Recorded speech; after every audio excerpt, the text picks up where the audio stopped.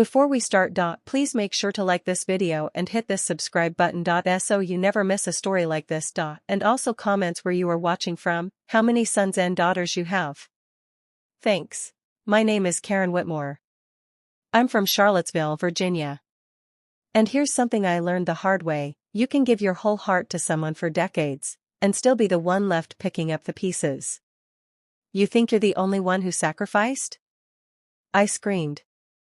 The crystal vase shattered on the tile floor as I threw it, not at him, but close enough to make him flinch. You think because you brought in a paycheck, you get to walk away clean after 40 years? Is that it, Rick? Huh? He didn't even look surprised. That was the part that stung the most. Rick stood there in his polished loafers, sleeves rolled up like he'd been working, but he hadn't lifted a damn thing in this house in years. He didn't flinch when I sobbed. He didn't reach out when I sank to the floor. He just said it again, calm as a lawyer reading a sentence. I want a divorce, Karen. I've already filed. And that was the moment my world split. Not in half. In shards. We were in the kitchen. The same one I had painted by hand. The same one where I cooked every birthday dinner, where we argued about the mortgage in 2008, where I cried when my mother died, and he held me, at least I thought he held me. Now it felt like every single memory had been ripped off the walls. Just like that. You're not even sorry? I whispered. My voice cracked. Rick sighed. I think we both know this marriage has been dead for years. We just didn't want to say it out loud. Dead. He said it like he was talking about a car that needed replacing. I had buried myself in this marriage. I gave up job offers, friends, children. I spent 3 years in IVF hell and never once blamed him when the doctors said it was his side of the problem. But now here he was, calling our life dead. Like it was an old dog too tired to get up. You already have someone else, don't you? I asked. He blinked. That pause told me everything. It's not what you think. I laughed. That bitter kind of laugh that scrapes your throat raw. Oh, no, Rick. It's exactly what I think. Her name was Angela. She was 37. She taught yoga. She wore those wide straw hats that screamed divorcee energy, and I had the misfortune of seeing her once in the passenger seat of my Lexus. That was 6 months before this night. I knew. My gut knew. But I didn't want to believe the man I grew old with would choose to grow young with someone else. Why now? I asked, still on the floor, palms bleeding from the glass. He had the audacity to shrug. I just want to be happy. He said it like he was the victim. And right there, something inside me snapped. Not out of rage, out of clarity. I cleaned your mother's diapers, I said quietly. When she forgot your name, I still kissed her forehead and said she raised a good man. When you lost your job at 52, I made 3 meals a day and told you, you're more than your paycheck. I made this house a home. And now, at 63, you're telling me you just want to be happy? He didn't answer. He didn't need to. This wasn't about happiness. It was about youth. About control. About finally breaking free from the woman who reminded him of the time he lost. He wasn't divorcing me. He was divorcing his guilt. And that's when I stood up. Slowly. Proudly. With blood on my hands, my mascara ruined, and 20 pounds heavier than when I married him, but more of a woman than he'd ever deserve again. You want a divorce? I said. Fine. But Rick, I looked him in the eyes, and for the first time that night, he looked afraid. Be careful what you throw away. Sometimes, trash gets picked up by someone who knows it's treasure. I walked out of that kitchen shaking, but upright. That night, I collapsed in the hallway. My body gave out, but my spirit? That was the night it started fighting back. The people who walk away often underestimate the ones they leave behind. But pain has a way of turning into power, if you let it. Don't scroll past this. If you've ever been made to feel replaceable, invisible, or too old to matter, this story is for you. Keep watching, because what happens next will remind you. It's never too late to start over.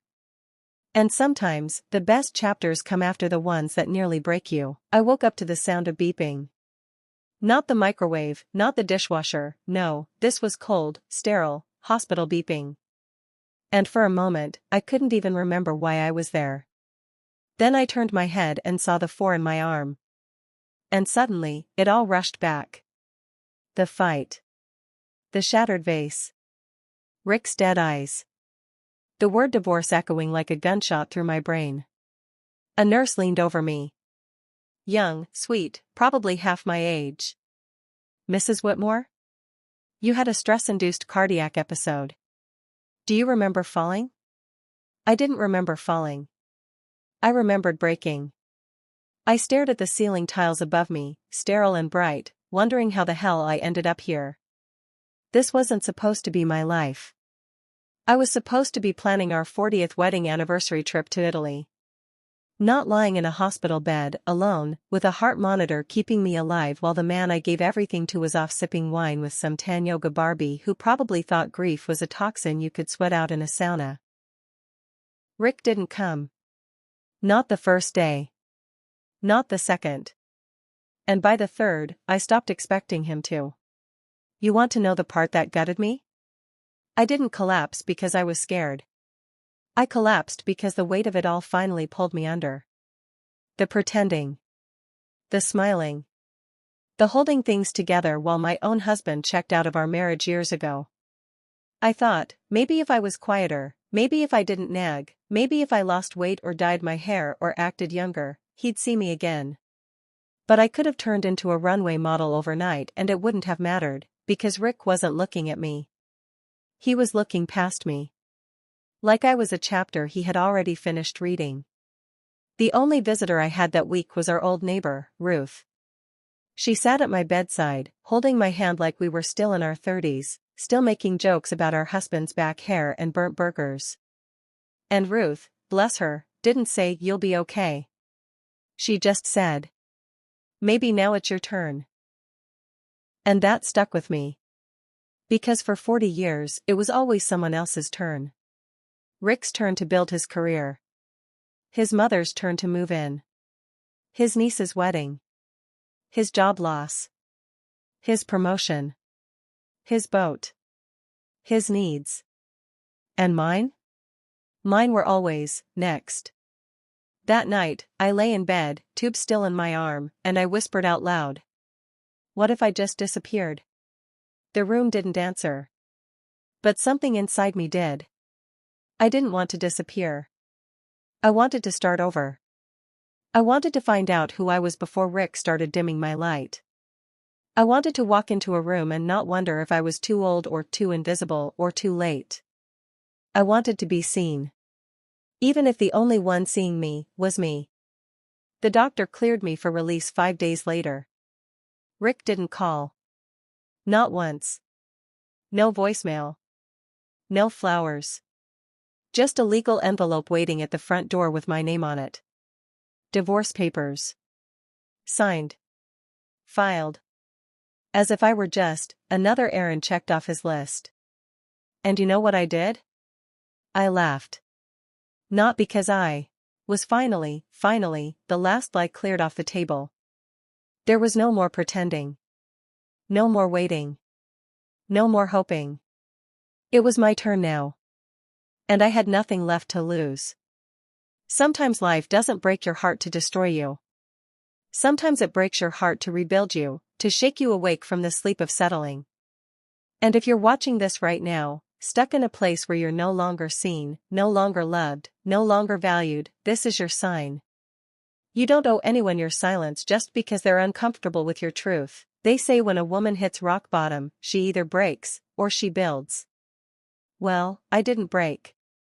Not again. This time, I stood up. Still sore. Still scarred. But different. And I made a decision, I would not let Rick be the final chapter in my story. The day after I got back from the hospital, I sat down at the kitchen table, our kitchen table, and stared at that divorce packet for 2 full hours. The irony? He'd filled everything out. Neat little checkboxes. Alimony, 0. Property, his. Retirement, his. You know what he left me? The house. The empty house.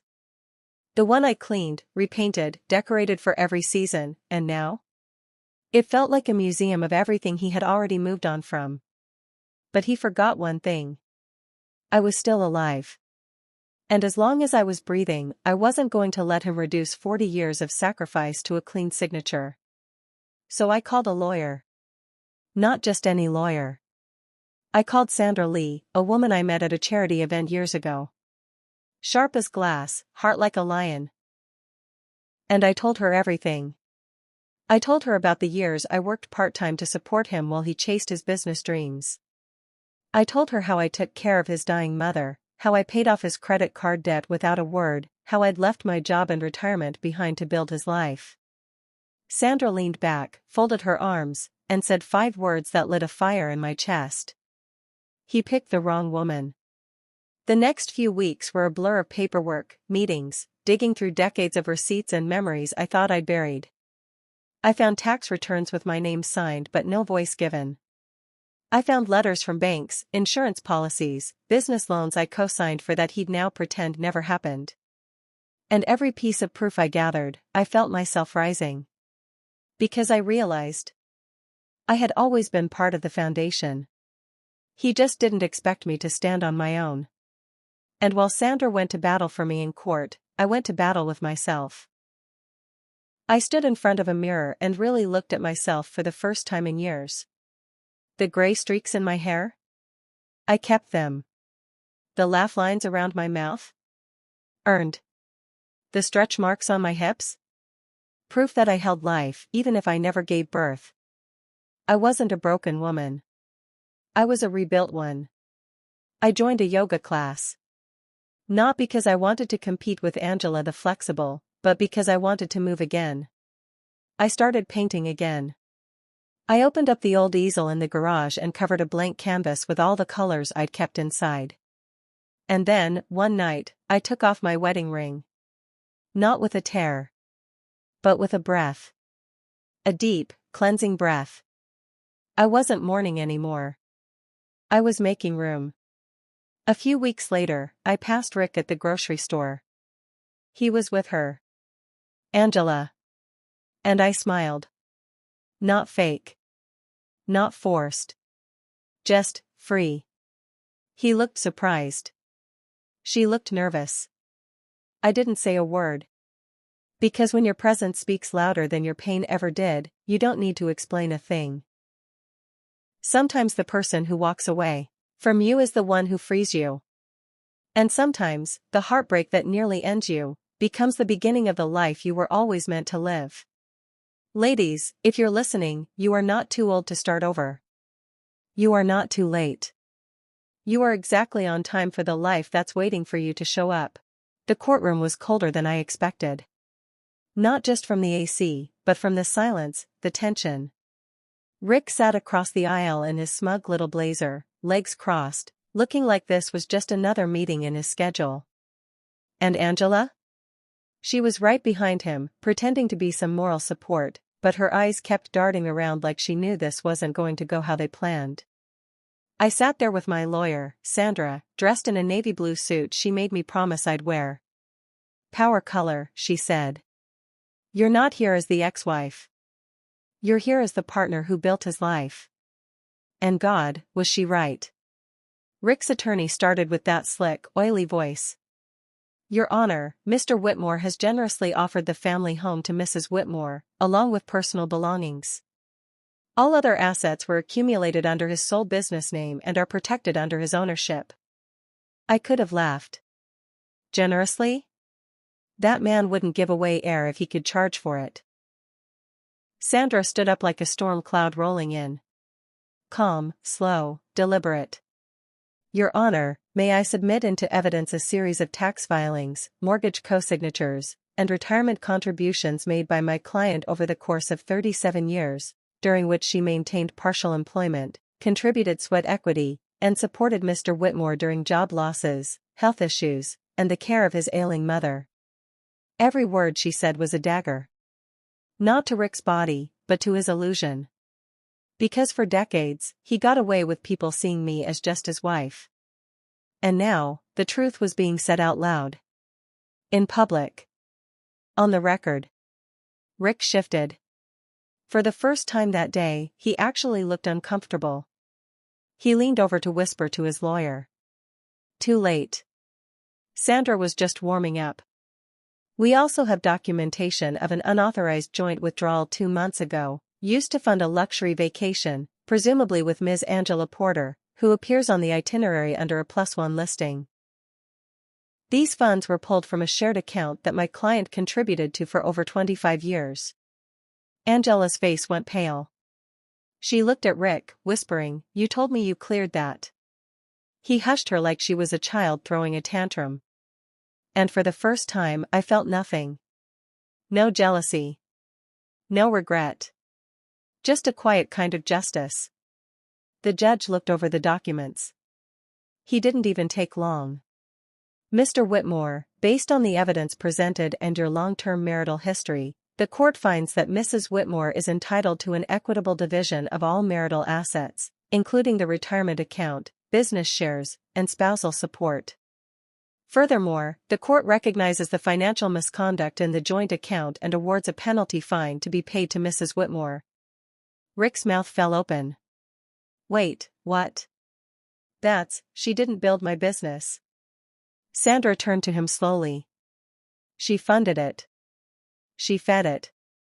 She covered your bills while you waited for it to grow. You don't build an empire with one pair of hands, Mr. Whitmore. You build it with a partner. I didn't cry. Not once. Because justice doesn't always roar. Sometimes, it whispers just loud enough for the people who need to hear it. Outside the courtroom, Rick tried to follow me. Karen, come on, you don't have to take everything. I stopped him with a raised hand. No, Rick. I'm not taking anything. I'm reclaiming what was already mine. Angela stood a few steps back, arms folded, watching her golden ticket crumble. I walked right past her. I didn't even blink. Because when you've been invisible to someone for years, the most powerful thing you can do is stop looking back. There's a quiet dignity in reclaiming your worth. And sometimes, the best revenge isn't revenge at all, it's success, peace, and finally seeing yourself for who you really are, beyond the roles, the titles, the years you gave away for free. It's been 3 years since that courtroom day. 3 years since I signed the final divorce papers, not with tears, but with clarity. 3 years since I stopped being Mrs. Rick Whitmore and started becoming Karen. Just Karen. And for the first time in decades, that was more than enough. People ask me all the time, how did you survive that? And I tell them the truth. You don't survive something like that. You shed it. Like dead skin.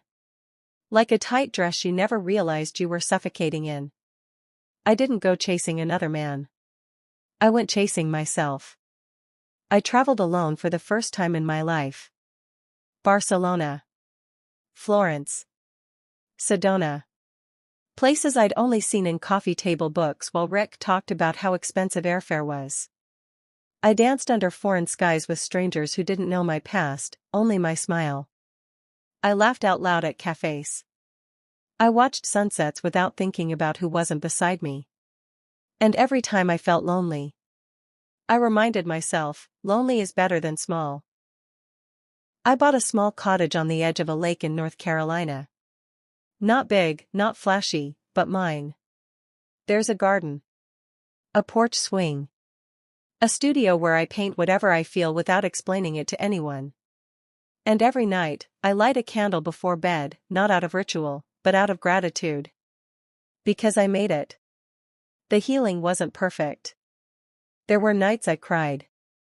Nights when I missed the idea of a partner, the feel of someone next to you in the dark. But those nights taught me that peace is more precious than company. And freedom is sweeter than familiar chains.